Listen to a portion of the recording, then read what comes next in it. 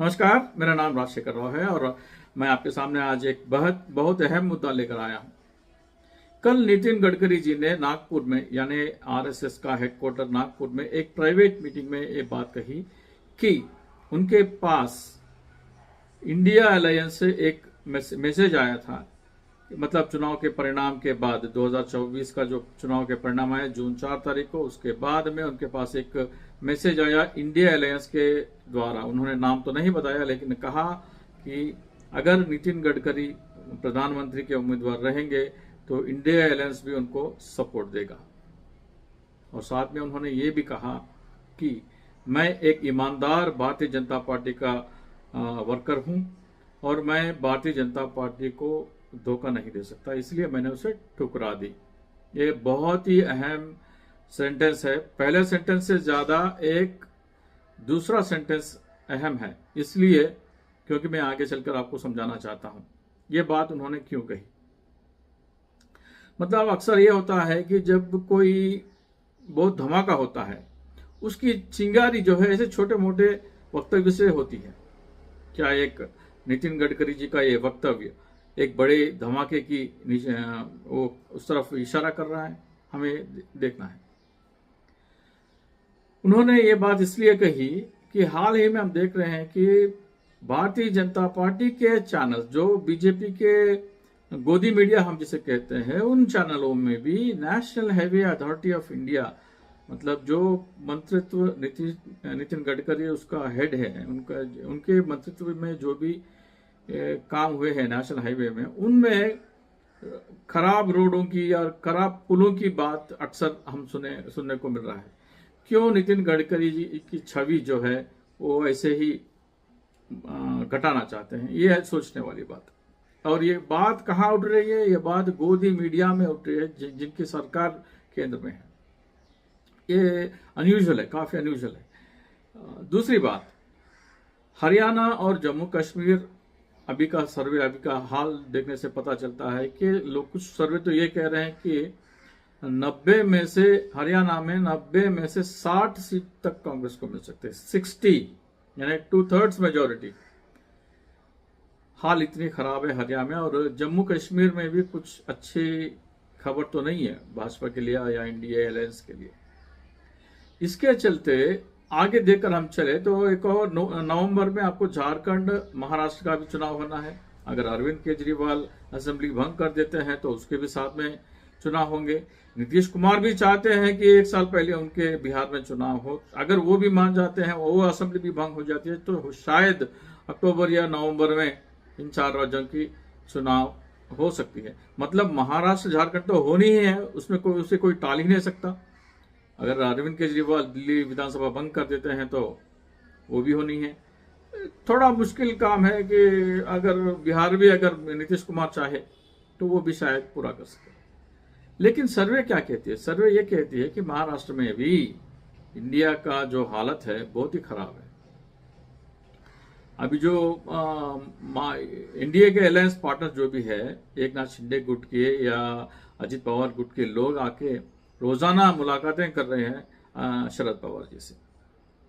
Bharatiya Janata party की हालत बहुत खराब है उधर। ये ऐसा स्टेट है महाराष्ट्र, देश का फाइनेंशियल कैपिटल माना जाता है और बहुत ही रिच स्टेट है, धनिक स्टेट है। तो यहां पर भारतीय जनता पार्टी का या एनडीए का अलायंस सत्ता में रहना बहुत जरूरी है। कि जो भी फंडिंग आती है, खासकर अडानी और अंबानी जी के जो हेडक्वार्टर्स है मुंबई में है, तो इस स्टेट को तो किसी हाल में बचाना है। नरेंद्र मोदी और अमित शाह के रहते हुए महाराष्ट्र को जीतना नामुमकिन है। हालात ऐसे हैं कि करीब करीब नामुमकिन है। झारखंड में तो कुछ हो सकता है, कुछ फेरबदल या किसी को उसमें पार्टी तोड़कर, झारखंड मुक्ति मोर्चा को तोड़कर कुछ लोगों को बाहर निकाल के कुछ कर सकते हैं, लेकिन महाराष्ट्र में तो ऐसी कोई स्थिति नहीं है। तो अगर महाराष्ट्र को बचाना है तो एक ही रास्ता है भारतीय जनता पार्टी के सामने। मतलब नरेंद्र मोदी और अमित शाह को हटाकर जो भारतीय जनता पार्टी है और आरएसएस है, उनके नेतृत्व के सामने एक ऑप्शन बचा है कि अगर कोई महाराष्ट्र का नेता प्रधानमंत्री बन जाए तो महाराष्ट्र के वोटर जो है भाजपा और एनडीए के उस तरफ देख सकते हैं और वोट पड़ सकती है। केवल यही एक रास्ता बचा है महाराष्ट्र को बचाने के लिए। कौन है वो नेता जो महाराष्ट्र के मुख्यमंत्री बनने के लायक है, माफ कीजिए प्रधानमंत्री?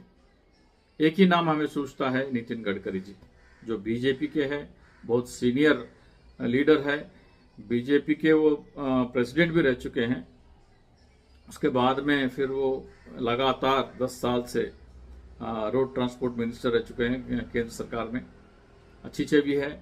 खासकर ये बात है कि अपोजिशन के काफी लीडर्स जो है ना, उनसे अच्छे तालमेल और अच्छे संबंध रखते हैं, अच्छा कोऑर्डिनेशन है अपोजिशन का। मतलब ये जो अपोजिशन है और रूलिंग है, मतलब सत्ता पक्ष और विपक्ष में एक फ्रेंडली रिलेशनशिप होना चाहिए, वो बहुत जरूरी है। लेकिन पिछले 10 साल में ऐसे लड़ रहे हैं जैसे भारत और पाकिस्तान के बीच में जो जंग होती है, वैसे जंग होती है इंडिया और यूपीए के बीच में या इंडिया अलायंस के बीच में। वो देश के लिए अच्छी बात नहीं है। तो भारतीय जनता पार्टी के पास अगर महाराष्ट्र को बचाने का कुछ सोचा है उन्होंने, तो एक रास्ता है कि नितिन गडकरी जी को महाराष्ट्र के विधानसभा चुनाव के पहले उनको प्रधानमंत्री बनाया जाए। इससे क्या परिणाम हो सकते हैं, कैसे जीतेंगे? अगर आप लोग कह सकते हैं कि अगर नितिन गडकरी जी प्रधानमंत्री बन गए तो महाराष्ट्र में क्या फर्क पड़ेगा? महाराष्ट्र का वोटर जो है वो पहले ये सोचेगा कि मेरा प्रधानमंत्री, मेरे राष्ट्र का प्रधानमंत्री, उसको हम पहले साल या पहले कुछ महीनों में हम उसको दिक्कतें नहीं पेश करना चाहते, मतलब उसको कोई अवरोध नहीं बिठाना चाहते उनके सामने, उनके सरकार के सामने। दूसरी बात, शरद पवार जी वो ये भी कहेंगे, क्योंकि हमने देखा है कि जब कांग्रेस की सरकार थी, प्रतिभा पाटिल जी को प्रेसिडेंट बनाया गया तो सारे पार्टियां महाराष्ट्र के उनके पक्ष में हो गई। यही हाल हुआ प्रणब जी को, जब पश्चिम बंगाल से उनको प्रेसिडेंट का बनाए जाने का प्रस्ताव रखा तो सारा पश्चिम बंगाल एक हो गया। तो अगर नितिन गडकरी जी को प्रधानमंत्री का प्रस्ताव होता है तो सारा महाराष्ट्र उनके पीछे आके खड़े हो जाएगा। तब शायद शरद पवार जी भी इंडिया अलायंस से बाहर आ सकते हैं। और एक और झगड़ा जो बीजेपी और शिवसेना के बीच में रही है, वो रही है एक ही सूत्र पर, एक मुद्दा था उनके पास, कौन बनेगा मुख्यमंत्री। शिवसेना चाहती है कि उनके पास मुख्यमंत्री का पद रहे हाफ टर्म के लिए। मतलब पिछली बार जब चुनाव हुए महाराष्ट्र के लिए, उन्होंने ये कहा कि ये तय हुआ था कि आधा समय, पहले वाला आधा समय शिवसेना के पास सत्ता रहेगी, बाद में 2.5 साल जो है बीजेपी के हाथ में सत्ता रहेगी, जिसका उल्लंघन भारतीय जनता पार्टी ने किया। इसलिए उन्होंने भारतीय जनता पार्टी से चुनाव लड़कर उसके बाद में उन्होंने गठबंधन तोड़कर जाके एमवीए के पास आ गए, महाविकास आघाड़ी बना।